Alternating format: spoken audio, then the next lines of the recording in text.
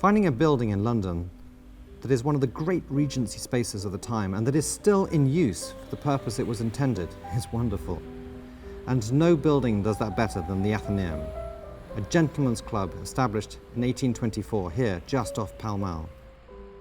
The Athenaeum, along with the British Museum, represents the high watermark of Greek revival architecture in London, and its architect, Decimus Burton, was only 24 when he began to work on it.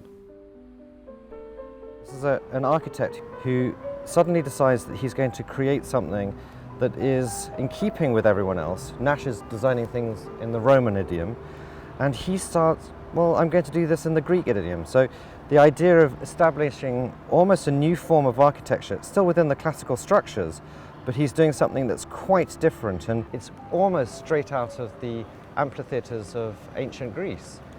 The acanthus leaves, the idea of the column capitals, Athena herself, then to top it all off, the Parthenon frieze.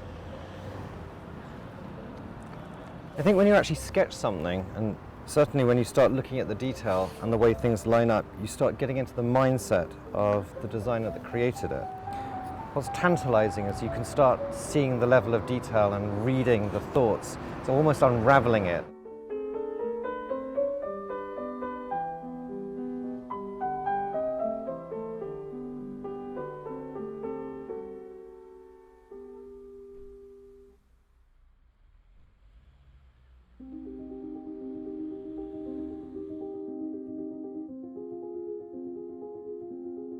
Decimus Burton was the protege of the Prince Regent's favourite architect, John Nash, and the young Burton's decision to adopt this Greek style could be seen as a direct challenge to Nash's Roman buildings.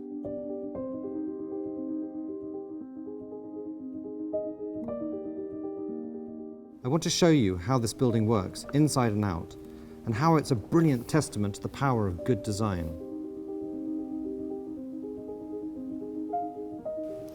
This is a really beautiful book published in the 1830s that Decimus Burton himself would have absolutely known. They're one-to-one drawings of pieces of architecture in Athens, in ancient Athens. And here we have Decimus Burton reinterpreting this into pieces of furniture, creating for the first time an idea in miniature of architecture. And look, a beautiful little lotus leaf nestling into this groove here. It's really remarkable because, for me, this whole building represents, in form, Greek architecture in every single detail.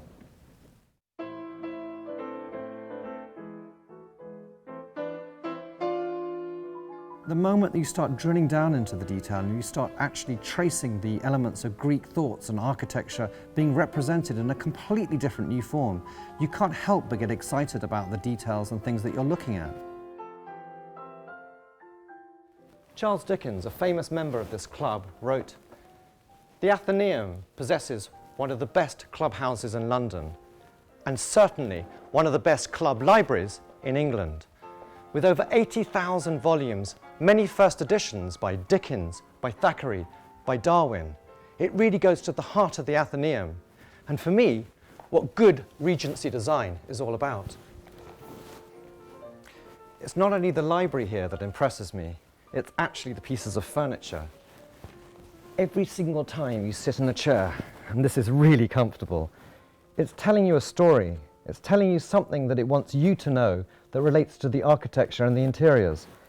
Here we have the most wonderful palmette, gadrooned into the top section, tapering down into a lotus blossom, another stylized palmette, and then ending up in a beautiful brass caster.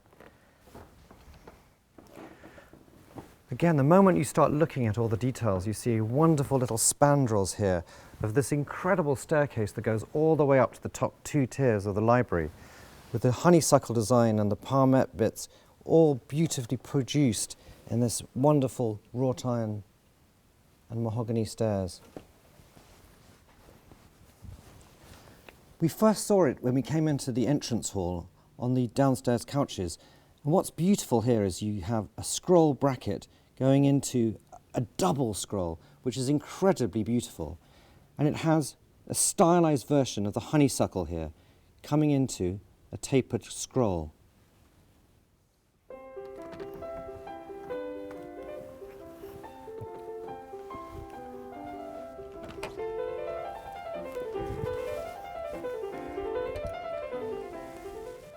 And this is the pride of the Athenaeum, the great drawing room.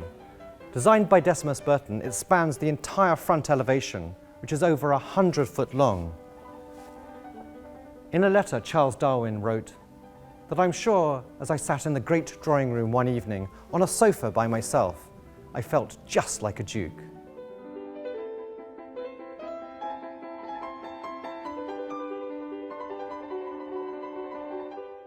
These are Decimus Burton's original designs from 1829. And for me, it's really exciting because you start seeing the front of the building replicated here with the 7 windows internally. It's also a debate about which colour scheme is going to be adopted and the starting point for the design of the bookcases here. The clubs kept with the pommel green and the scaglioli columns are exactly as they were designed. It also has these extraordinary lysocrat capitals. At first glance, they look like Corinthian capitals, but they're not. You see the palmette design beautifully placed in the centre and larger foliage of the acanthus leaf. It's a completely different form of capital.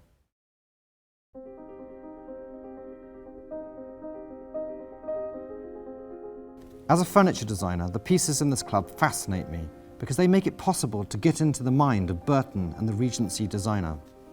What's really incredible is that this drawing room piece is actually in exactly the same position that it was intended to be in 1830s when it was designed. It's still having the same conversation, and it really stands out as one of the star pieces. There's a pair of them at each end of the drawing room. I think when you start actually drawing this table in its detail, you start realizing how clever it is. You start actually looking at its detail. It's not just a simple base, it's not just a simple turned column. It has little flutes at the bottom, and then it spills out into this incredible lotus leaf design right at the bottom, which is exactly what we've seen in the library and in the hall, but in a completely different mode. Quite often you see great pieces of furniture in museums, but what we've been looking at here today is remarkable pieces of furniture that are still alive. They're in dialogue exactly the same way that Decimus Burton originally intended. And for me, that's really exciting. This club and this wonderful furniture has been in existence for nearly 200 years and looks like they will continue for many more years to come.